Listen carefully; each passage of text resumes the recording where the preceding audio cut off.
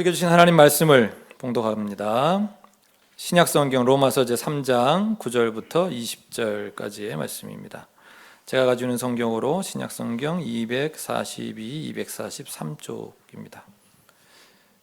로마서 제3장 9절부터 20절까지의 말씀을 제가 한 절 여러분 한 절 교독하는 것으로 봉독하겠습니다.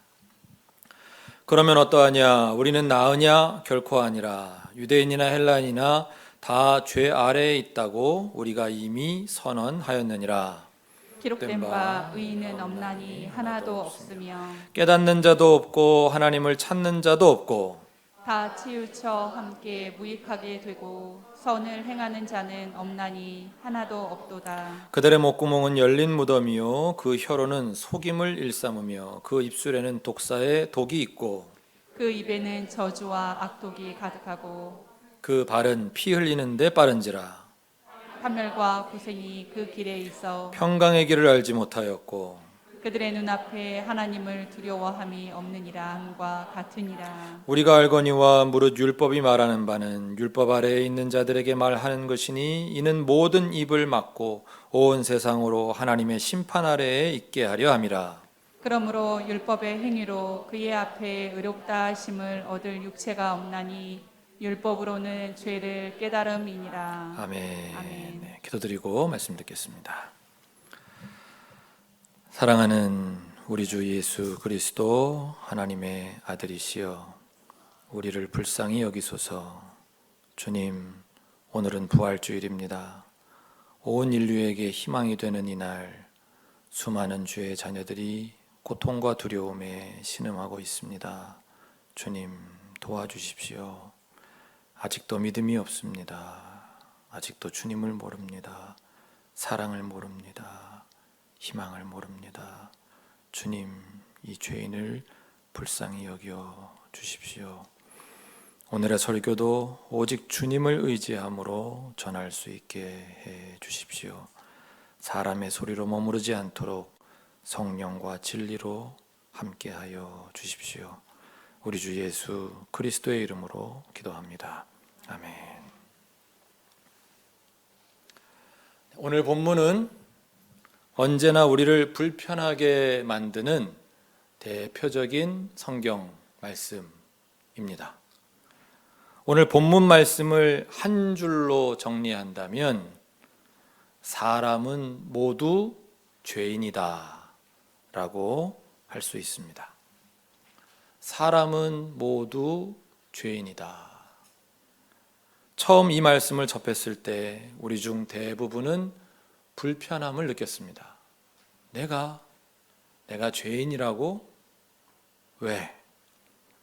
그 이후 우리의 반응은 짜증과 더불어 겉으로든 속으로든 이렇게 이어집니다. 나만큼만 살라 그래. 너나 잘하세요. 성대모사 해보려고 했는데 잘 안 되네요. 오늘 본문 말씀이 우리에게 왜 불편함을 줄까요?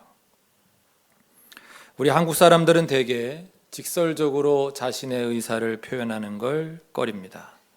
요즘 젊은 세대는 제가 느끼기에는 좀 많이 달라진 것 같기도 합니다만은 아직도 많은 분들은 완곡하게 또는 둘러서 자신의 의사를 표현합니다.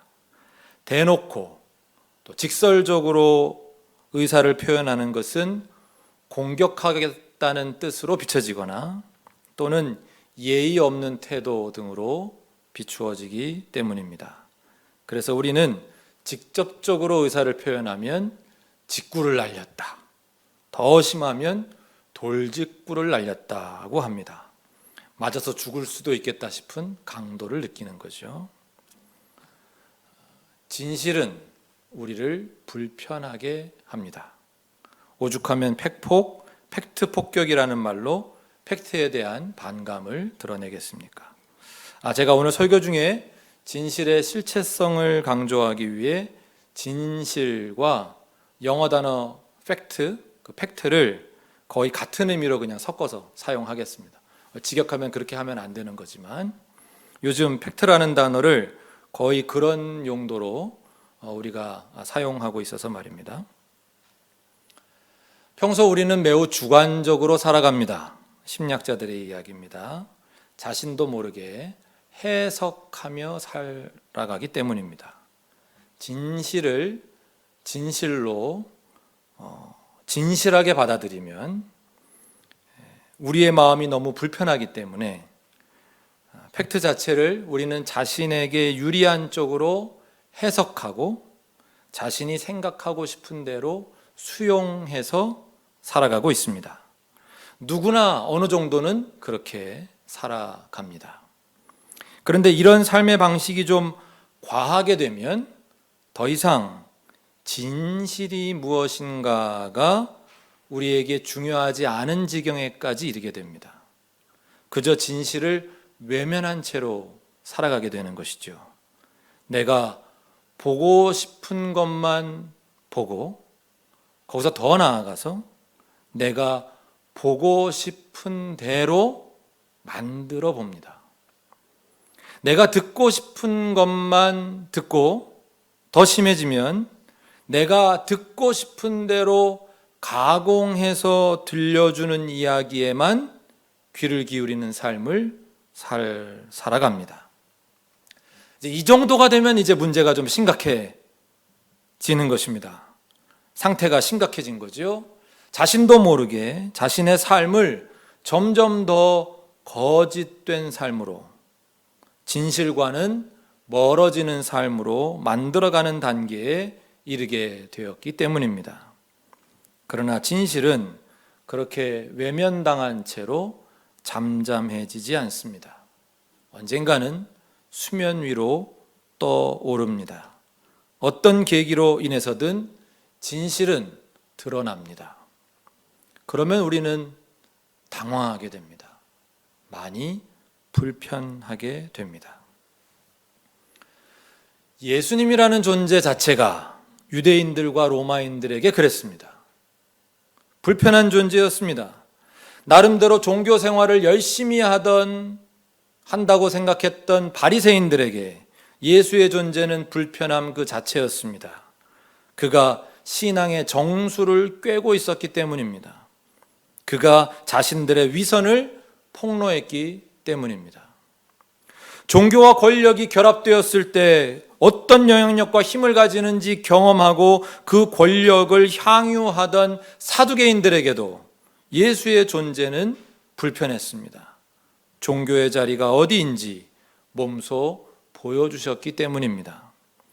자신들이 가진 힘으로 세상에 평화를 가져온다고 믿었던 로마인들에게도 예수는 불편한 존재였습니다. 세상에 진정한 평화를 가져오는 길은 힘을 가지는 것에 있지 않고 힘을 버리는 것에 있음을 그가 온 삶을 들여 가르쳐 주었기 때문입니다.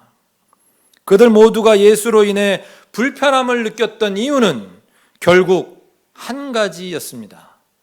예수가 진실이었고 예수가 진리였기 때문입니다. 진실은 그렇게 우리를 불편하게 합니다. 그래서 그들은 예수를 십자가에 못 박았습니다. 죽였습니다. 그리고 그것으로 끝이라고 생각했습니다. 역시 세상 이치는 이런 것이다. 강한 놈이 살아남는 게 아니라 살아남는 놈이 강한 것이다. 진실이 이기는 게 아니다. 이긴 놈이 쓰는 역사가 진실인 것이다. 지면 끝이다. 죽으면 다 소용없다. 그들은 예수를 죽여 자신들의 불편함을 없애려 했습니다. 그러나 하나님께서 예수를 일으키셨습니다. 예수님은 하나님으로 인해 다시 살아나셨습니다.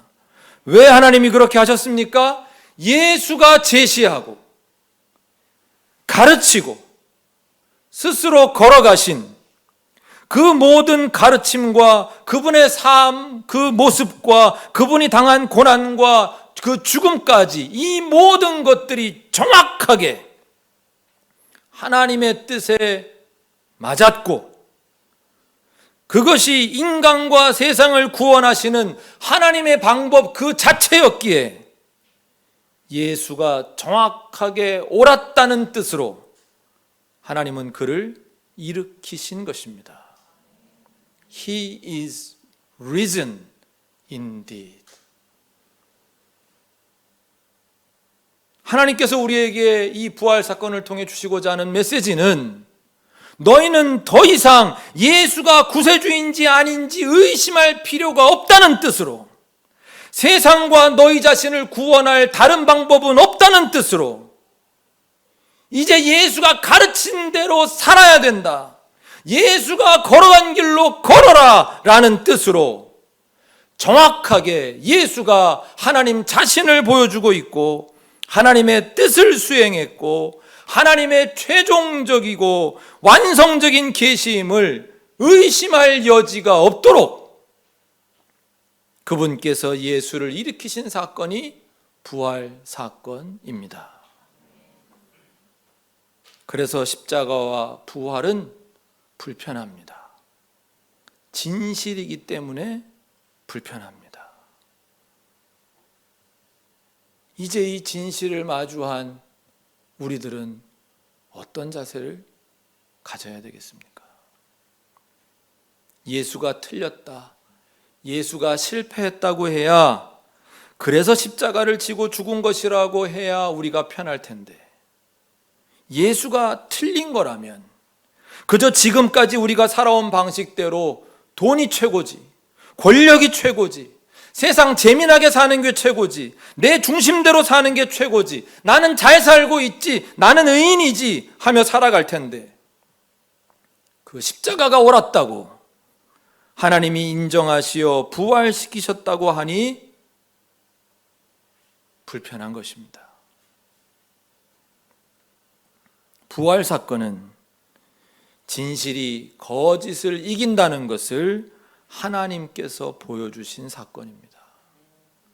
그것을 잊지 말라고 우리 역사에 각인시키신 사건입니다. 진실이 거짓을 이깁니다. 예수의 제자들도 처음에는 믿지 않았습니다. 부활했다는 예수가 불편했습니다. 받아들이려 하지 않았습니다.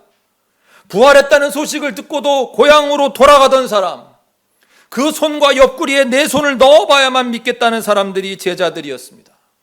그러나 그들은 어느 순간 그 불편함을 받아들였습니다. 진실을 받아들였습니다. 그러자 그들은 전혀 다른 사람이 되었습니다. 더 이상 절망에 빠져 있지 않았습니다. 더 이상 두려움에 사로잡힌 겁쟁이가 아니었습니다. 진실을 위해 목숨을 거는 사람이 되었습니다. 히브리서 11장 38절 말씀대로 그런 사람들은 세상이 감당 못합니다. 오늘 우리를 불편하게 하고 있는 이 땅의 진실들은 어떤 것들이 있습니까? N번방 사건이 우리 남성들을 불편하게 합니다. 우리 남성들이 착취하고 있던 여성들, 미성년자들이 있는 진실을 보게 되어 불편합니다. 재밌는 거 하나는 N번방 사건이 일어난 뒤에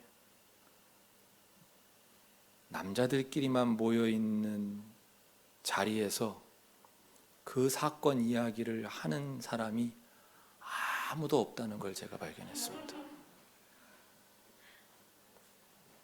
그만큼 불편한 겁니다. 우리 사회에 밥 못 먹고 사는 사람은 없지라고 덮고 싶었지만 덮어지지 않는 가난한 이웃들의 존재가 우리를 불편하게 합니다. 대한민국 인구보다도 더 많은 수의 난민들이 지금도 고통 가운데 세상을 떠돌고 있다는 사실이 우리를 불편하게 합니다. 우리의 안락함을 위해 희생시켜온 지구 환경, 생태계의 변화, 기후변화가 결국 우리 자신이 초래한 자연의 역습이라는 진실이 우리를 불편하게 합니다. 진실을 마주함으로 오는 불편함은 우리에게 회개를 요구합니다. 그런 의미에서 이런 불편함은 하나님이 우리에게 주시는 신령한 복이 되기도 합니다. 우리가 회개에 이를 수만 있다면 말입니다. 우리 이제 회개의 은총으로 우리를 이끄시는 삼위일체 하나님께 믿음으로 응답하십시다. 우리의 생각을 바꾸십시다. 우리의 삶의 방향을 전환하십시다. 누군가를 착취하여 내 것인 양, 내 것으로 삼았던 그런 재화나 사람이나 권력이 있다면, 우리 주위에 아직도 헐벗고 괴로워하는 이웃들이 있다면, 난민들, 아니 망명자들이 세상에 이토록 많이 있다면, 우리의 끝없는 욕망, 욕구의 추구가 코로나19 같은 사태를 만들어 우리 전체의 생존마저 위협하고 있다면, 이제는 불편하다고 외면할 게 아니라 내가 할 수 있는 작은 실천부터 해 보십시다. 주님이 원하시는 일입니다. 주님이 도우시는 일입니다. 하늘 가는 길과 함께 하는 일입니다. 그것이 또 우리 감리회의 전통이기도 합니다. 존 웨슬리 목사님은 누구보다도 우리의 영성의 회복을 위해 온 인생을 바치셨던 분이지만, 그 영성의 회복과 교도소를 찾아 그들을 섬기고 구제하고 이웃들을 돌보는 일이 결코 다르지 않다고 우리에게 몸소 가르쳐 주신 분이기도 합니다. 그 귀한 전통을, 그 귀한 복음주의의 전통을 우리가 되살리는 것, 우리 한국교회의 또한 사명인 줄로 믿습니다. 주님의 십자가와 부활, 그 불편한 진실은 단순히 우리를 영적으로 구원하기만을 위한 사건이 아닙니다. 하나님의 계획은 그렇게 시시하지 않습니다. 하나님은 그분을 믿는 우리를 통해 온 세상을 구원하기 원하십니다.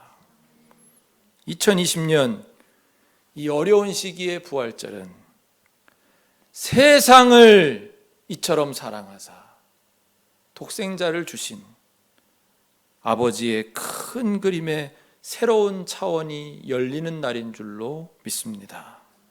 우리가 믿음으로 응답하기만 하면 말입니다. 우리 좀 불편해도 십자가와 부활의 주님을 바라보십시다. 진실이기 때문에 우리가 불편한 것입니다. 그러나 그 진실을 이제는 받아들입시다.